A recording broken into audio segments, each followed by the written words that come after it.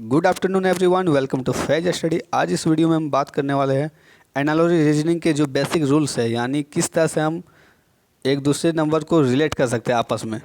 तो सभी चीज़ को हम जानेंगे, बेसिक चीज़ों को हम जानेंगे इस वीडियो में। इस वीडियो को शुरू करने से पहले आपसे रिक्वेस्ट है, अगर अभी तक आपने हमारे चैनल को सब्सक्राइब नहीं किया है तो ये रेड कलर का जो सब्सक्राइब बटन है इसको आप क्लिक कर दे, उसके बगल में जो बेल आइकन है उसको आप दबा दें ताकि हमारे आने वाली हर वीडियो का नोटिफिकेशन सबसे पहले आपको मिल सके। वीडियो को आखिर तक देखें, वीडियो अच्छा लगे तो लाइक करें एंड शेयर करें। अगर अभी तक आपने हमें टेलीग्राम में फॉलो नहीं किया है तो उसका लिंक आपको डिस्क्रिप्शन में प्रोवाइड कर दिया जाएगा, वहाँ से आप हमें टेलीग्राम में भी फॉलो कर सकते हैं ताकि आपको इम्पोर्टेंट पीडीएफ्स फास्टली मिल सकें। टाइम को वेस्ट न करते हुए आज का वीडियो शुरू करते हैं।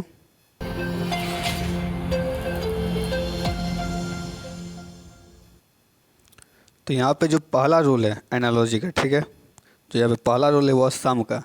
सम का जो रूल है देखिए, सब यहाँ पे 4 नंबर्स दिए हुए होते हैं जिसमें एक मिस होता है। देखिए जो फर्स्ट नंबर है, ठीक है, इन दोनों के बीच में जो सम, जो भी सम आएगा वही सम अगले दो के बीच में भी आना चाहिए। यानी देखिए यहाँ पे सम जो हो रहा है 5 का, तो अगले के बीच में भी 5 का सम आना चाहिए। तो इस तरह से इसको रिलेट किया जाता है सम में। उसके बाद आगे सब्सट्रैक्शन। सब्सट्रैक्शन में क्या होता है, अगर पहले वाले सेकंड को सब्सट्रैक्ट किया गया और जितना आया उतना ही सेकंड वाले पार्ट में वही चीज़ होना चाहिए। फर्स्ट वाले सेकंड वाले को सब्सट्रैक्ट करके उतना ही आना चाहिए। यहाँ पे देखिए 5 से 2 को सब्सट्रैक्ट किया गया, 5 में 3 को घटाया गया तो 2 आया। उसी तरह 7 में 5 को घटाया गया तो 2 आया। उसके बाद क्या है, और एक यहाँ पे एग्जांपल है जिसमें देखिए छोटा वाला पहले है और बड़ा वाला बाद में है। तो इसमें क्या किया कि बड़े यानी बाद वाले से पहले वाले को घटाया गया, ठीक है, बाद वाले से। तो यहाँ पे आता कितना है 5। उसी तरह इसमें क्या किया गया, अगले में 11 से 6 को घटाया गया। यानी यहाँ पे रिलेट किस सब्सट्रैक्ट में रिलेट कैसे होता है कि जिस तरफ से घटाया गया उसी तरफ से घटाना है और जितना घटाने के बाद आया उतना ही आना चाहिए दोनों तरफ। तो इस तरह से होता है, ठीक है। तो इसी तरह और भी रूल से आगे है। अब आप सोचें कि इतना रूल्स को याद करें, इतना रूल्स को अगर याद करने जाए तो मेरा टाइम ही बर्बाद हो जाएगा, हमें क्वेश्चन छोड़ देना पड़ेगा। देखिए सबसे पहले होता क्या है, इसमें डिपेंड करता है आपका नॉलेज। एक एग्जांपल के तहत मैं आपको बताना चाहूँगा। देखिए 2 को अगर 8 लिखा जाता है, ठीक है, तो यहाँ पे आप क्या क्या देख पाएंगे। सिंपली एक देखिए, सबसे पहले इन दोनों के बीच में आप डिफरेंस देख पाएंगे। 6 का डिफरेंस है, यानी 8 से 2 को घटाने से 6 आता है, 6 का डिफरेंस आप देख पाएंगे। उसके बाद क्या देख पाएंगे, दोनों के बीच में 10 देख पाएंगे एक ही साथ। उसके बाद आपको यहाँ पे नज़र क्या आएगा कि ये जो 8 है वो है 2 का क्यूब, ये दिखाएगा 3 चीज़ें। और एक चीज़ आपको क्या दिखेगा, ये जो 8 है वो 2 से 4 गुना है, ये चीज़ दिखी। उसके बाद यही 4 गुना जो क्या हो जाएगा कि ये जो नंबर यानी 2 दिया हुआ है तो 2 को इंटू किया गया किससे, 2 के स्क्वायर से यानी 4 से। तो यहाँ पे देखिए एक साथ आपको 4-5 चीज़ें दिख रही। तो ये डिपेंड करता है कि आपको इसका नॉलेज होना चाहिए, ठीक है। तो यहाँ पे आपको अलग अलग कैलकुलेशन करने की ज़रूरत नहीं है, आपको ये दोनों चीज़ देखते ही ये चारों पाँचों चीज़ें आपके माइंड में घूमने लगती है कि ये इसका क्यूब है, इसके बीच में 6 का डिफरेंस है। ऐसे ऐसे आपके माइंड में सारे चीज़ एक साथ आने लगते हैं। और बट डिपेंड करता है कि आपको इस चीज़ का नॉलेज होना चाहिए। इस चीज़ को मैं और एक तरह से आपको समझाता हूँ। जैसे देखिए यही जो 2 है, यही जो 2 है और इधर 8 है। यहाँ पे देखिए सबसे पहले तो आपको डिफरेंस इन दोनों के बीच फासले का जो पता है, आपको 6 पता चल जाएगा देखते ही कि 6 का यहाँ पे डिफरेंस है। उसके बाद गुना आपको आता है, तो 4 गुना है, आप डायरेक्टली बोल सकते हैं देखते ही कैलकुलेशन बिना किए हुए। लेकिन यही सेम टाइम में आपको अगर इसका क्यूब पता ना हो, यानी 2 यानी 8 जो होता है वो 2 का क्यूब है, ये आपको अगर पता ना हो तो आप यहाँ पे क्या होता है, कन्फ्यूज हो जाएंगे। यहाँ पे आप कन्फ्यूज हो जाएंगे कि यार यहाँ पे डिफरेंस तो हो रहा है 6 का 4 गुना हो रहा है, ठीक है, लेकिन आपको इसका क्यूब पता नहीं, तो आप यहाँ पे आके अटक जाते हैं। तो यही चीज़ मैं बोलना चाह रहा हूँ कि आपको इसका नॉलेज होना चाहिए, उसके बाद सारे चीज़ एक साथ आपके माइंड में आने लगते हैं, ठीक है। तो जानकारियाँ यहाँ पे मेन चीज़ है कि आपको जानकारी होनी चाहिए। इसलिए मैं आपको बोलूँगा कि इस चीज़ों में ज़्यादा ज़्यादा प्रैक्टिस करने की कोशिश करें। ये क्यूब याद कीजिए, स्क्वायर याद कीजिए, जो कि घटाने का जो होता है उसे आप अपना फास्ट कीजिए, मल्टीप्लिकेशन डिवीज़न ये सबको फास्ट कीजिए। तो क्या होगा, एक साथ आपको सारी चीज़ इसमें नज़र आने लगते हैं। तो चलिए आगे भी रूल्स को हम देखते हैं। उसके बाद डिफरेंस। अब आप यहाँ पे बोलिएगा कि सब्ट्रैक्ट और डिफरेंस में अंतर क्या है। तो देखिए सब्ट्रैक्ट और डिफरेंस में अंतर ये है कि सब्ट्रैक्ट जो होता है वो फिक्स होता है, यानी पहले वाले से अगर दूसरे वाले को घटाते हो तो अगले वाले में भी वही प्रोसेस होता है कि पहले वाले से ही दूसरे वाले को घटाया जाए। लेकिन डिफरेंस में क्या होता है, दोनों नंबरों के बीच में फासला इक्वल होना चाहिए, चाहे बड़ा वाला पहले हो या फिर छोटा वाला पहले। जैसे यहाँ पे देखिए इन दोनों के बीच में डिफरेंस है 4 का, 3 और 7 के बीच में डिफरेंस है 4 का। तो यहाँ पे देखिए छोटा वाला को पहले लिया गया है, यानी 4 को पहले लिया गया और 8 को बाद में, तो डिफरेंस बन रहा है 4 का, तो ये भी आंसर इसका हो जाएगा। उसके अकॉर्डिंग टू ऑप्शन, अब ऑप्शन में क्या वो आपको देखना है। उसके बाद क्या है, 3 और 7 डिफरेंस है 4 का, लेकिन यहाँ पे देखिए ऊपर वाले में छोटे को छोटे को पहले लिया गया था, लेकिन यहाँ पे बड़ा वाले को पहले लिया गया, 4 को पहले लिया गया, उसके बाद 0 को लिया गया, लेकिन फासला क्या बन रहा है 4 का। तो हमें यहाँ पे देखना है डिफरेंस ओनली। अब डिपेंड करता है कि आपका जो आंसर है वो ऑप्शन से डिपेंड करता है कि वहाँ पे कौन सा दिया हुआ है। तो डिफरेंस और सब्सट्रैक्शन में यही डिफरेंस है, ठीक है, कि सब्सट्रैक्शन फिक्स होता है कि अगर पहले वाले से छोटे बाद वाले को घटाएगा तो पहले वाले से ही बाद वाले को घटाना है, और अगर बाद वाले से पहले वाले को घटाएगा तो बाद वाले से ही पहले वाले को घटाना है। लेकिन डिफरेंस में वो चीज़ नहीं होता है, दोनों के बीच में सिर्फ फासले को देखना है कि कितना का फासला है। अब आगे देखते हैं हम, देखिए ये हो गया सब्ट्रैक्ट और वो सब की बात हो गई। अब करते हैं डिजिट की बात, ठीक है, यानी दो नंबरों के बीच में जो डिजिट था उसकी बात करते हैं। तो उसमें सम, सब्ट्रैक्ट और डिफरेंस उसमें भी हम देखते हैं। तो देखिए अभी तक हमारी बात हो रही थी डिजिट के बारे, ठीक है। अब डिजिट को हम देखते हैं। अभी तक हमने नंबर को देखा, अब इनका जो डिजिट है उसको देखेंगे। देखिए यहाँ पे जो पहला एग्जांपल है सम का है, यानी देखिए इन दोनों डिजिट का जो सम है वो 6 है, तो ये भी 6 है, यानी यहाँ पे क्या किया गया, डिजिट सम किया गया। तो अगले वाले में हम क्या करेंगे, दोनों का इक्वल होना चाहिए। इस 6 को हमें नहीं देखना है, यहाँ पे 6 है तो ये 6, यानी हमें यहाँ से पता चल गया कि डिजिट सम किया गया, दोनों को इक्वल किया गया। तो अगले वाले में हमें क्या देखना है, डिजिट, ये जो इस पार्ट का डिजिट का सम है वो इक्वल होना चाहिए इसके डिजिट के, ठीक है। तो यहाँ पे देखिए 3 हो रहा है, यहाँ पे 3 हो रहा है, तो ये इक्वल हो गया। तो सिर्फ हमें यही चीज़ देखना है। अब हमें देखना है सब्ट्रैक्शन में। तो सब्ट्रैक्शन में क्या देखना, देखिए 3 से 2 को घटा गया, उसे 5 से 1 को, तो वहाँ पे सब्ट्रैक्शन कितना बनता है 1 का। लेकिन सब्ट्रैक्शन है पहले वाले से ही दूसरे वाले को घटाना है, ये आपको ध्यान रखना। सब्ट्रैक्शन ये होता है कि जिससे घटाया गया अगले वाले में भी उसी से घटाना है। तो देखिए पहले वाले से दूसरे वाले को घटाया गया तो 1 आ रहा है, तो अब यहाँ पे भी वही प्रोसेस करना है। देखिए 9 से 3 को घटाया, 9 से 6 को घटाया 3 आया, तो अभी अगर यहाँ पे मिस होता तो आपको क्या करना है, वही चीज़ देखना है, ठीक है। तो देखिए यहाँ पे 2 लिखा गया मिस्टेक से, यहाँ पे 1 कर लीजिएगा आप। तो जो फासला बन रहा है, यानी सब्ट्रैक्ट करने के बाद जो फासला बन रहा है वो बन रहा है 3 का, जो यहाँ पे 3 का बना तो यहाँ भी 3 का, ये होगा सब्ट्रैक्ट के बाद। अब आते हैं डिफरेंस की। तो डिफरेंस में कुछ भी हो सकता है, दोनों के बीच में सिर्फ डिफरेंस देखना है। तो देखिए यहाँ डिफरेंस है 3 का, तो यहाँ भी डिफरेंस है 3 का, ये हो गया कि दोनों के बीच में डिफरेंस इक्वल है। तो अगले वाले पार्ट में हम क्या करेंगे, दोनों में डिफरेंस इक्वल होना चाहिए। तो देखिए यहाँ पे डिफरेंस 1 का है, 6 7 है, और यहाँ पे 2 1 है, यानी दोनों में डिफरेंस जो बन रहा है वो 1 का बन रहा है। तो ये हो गया इसका। तो यहाँ देखा सम डिजिट से हम कैसे करते हैं, सम, सब्ट्रैक्ट और डिफरेंस, तो इस तरह से भी आप रिलेट करते हैं इसमें। अब आगे देखते हैं मल्टीप्लिकेशन। जैसा कि मैंने आपको ऊपर में ही बताया कि मल्टीप्लिकेशन कैसे होता है, 2 का जो एग्जांपल दिया 8 से, उसमें आपको डिस्कस हो गया था कि मल्टीप्लिकेशन कैसे होता है। देखिए अब यहाँ पे देखिए मल्टीप्लिकेशन की मैं बात कर रहा हूँ।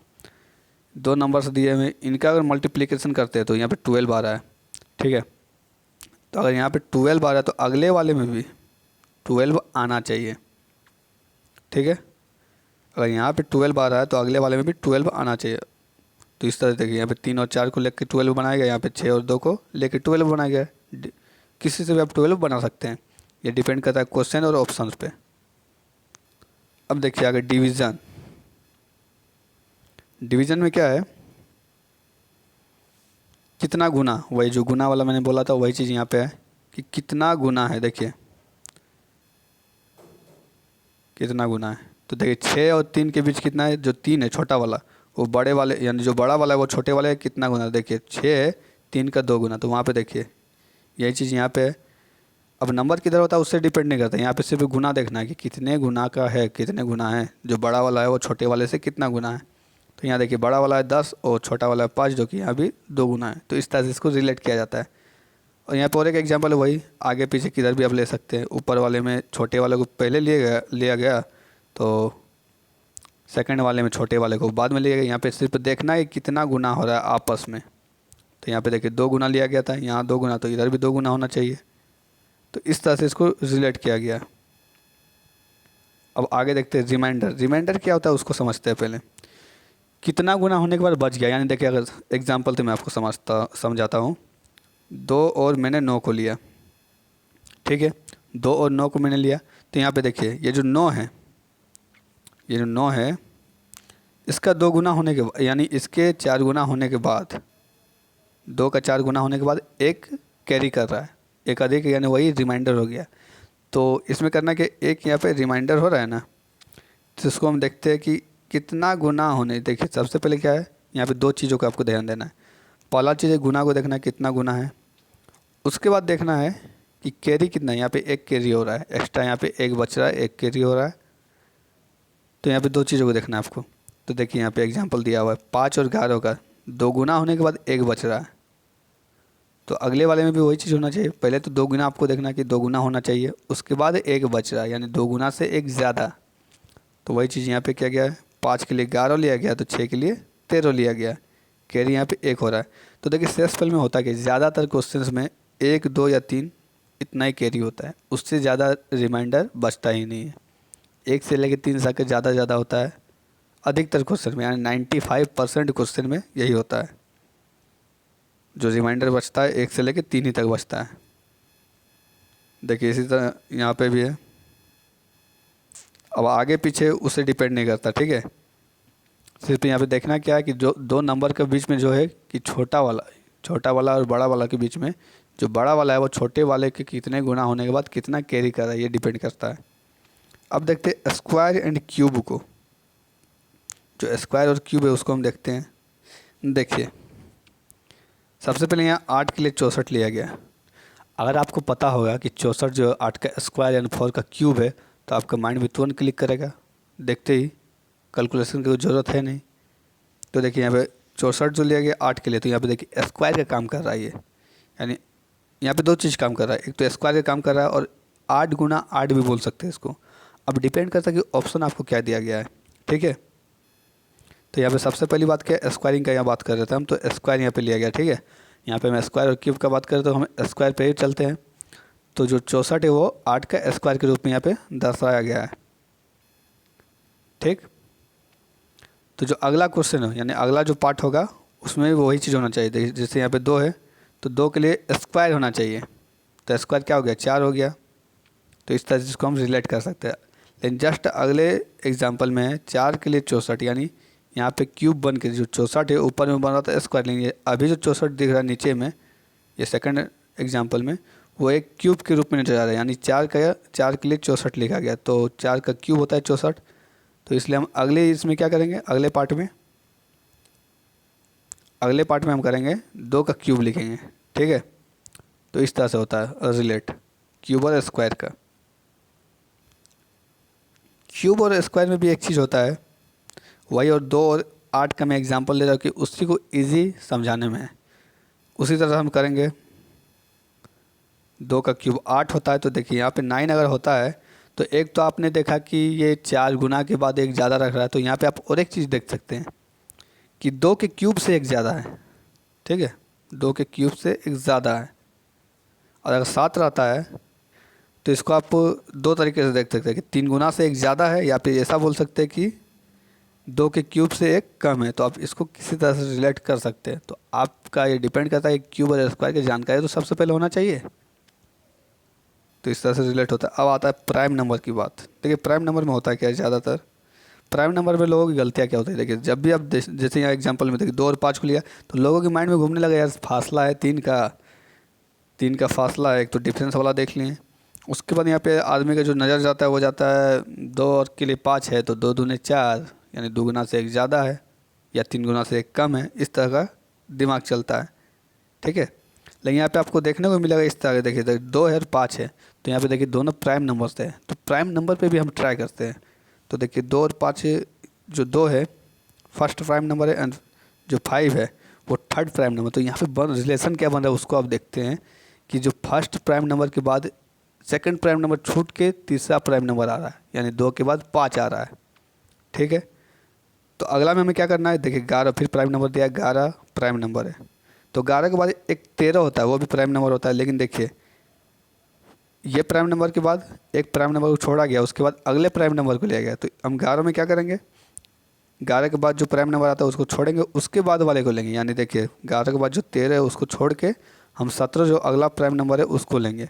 तो उसी तरह यहाँ पे लिया गया है। तो ये एक चीज़ हो गया। अब देखिए अगले एग्जाम्पल में, अगले एग्जाम्पल में है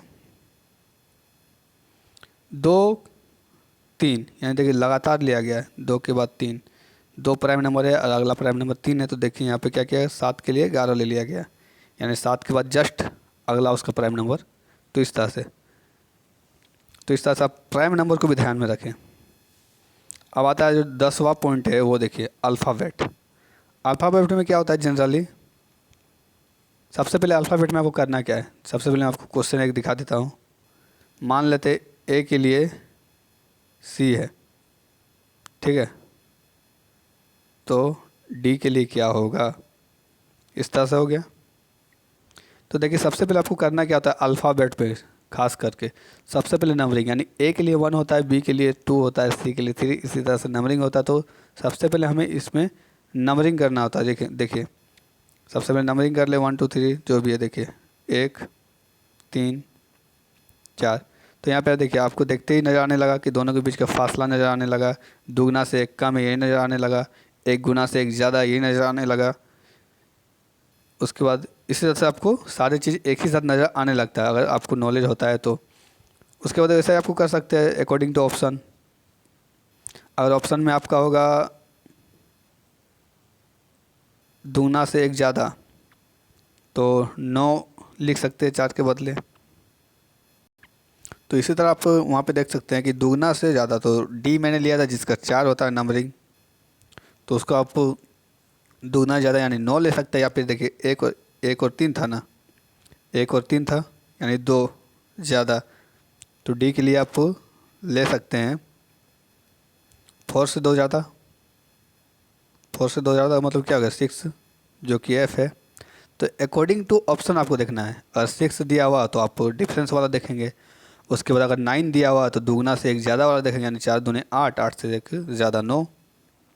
उसके बाद अगर दिया हुआ हो क्या बोलते हैं 1 गुना से एक अधिक, यानी 4 से एक ज़्यादा, यानी 2 गुना वाला मैंने बता दिया, 3 गुना वाला। उसके बाद देखिए तो इसी तरह आप इसको रिलेट कर सकते हैं, ठीक है, 2 + 1 प्लस, या फिर इस तरह से देखिए अगर 1 है, खास करके 1 वाला भी आता है, 1 का स्क्वायर कर दिया उससे एक अधिक, यानी 1 का स्क्वायर 1 हो गया और उससे 2 अधिक 3 हो गया। तो इसमें क्या करना है 4 का स्क्वायर 16 हो गया, उसमें 2 अधिक करना है यानी 18। तो अकॉर्डिंग टू ऑप्शन आपको डिसीजन लेना है। तो ये थी बेसिक चीज़ें।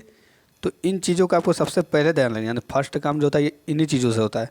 बाद में आपका जो भी डिफ़िकल्ट जो भी चीज़ होगी वो बाद की बात है, लेकिन सबसे पहले यानी बेसिक चीज़ जो होती है ये 10 पॉइंट है, यही आपका बेसिक चीज़ है।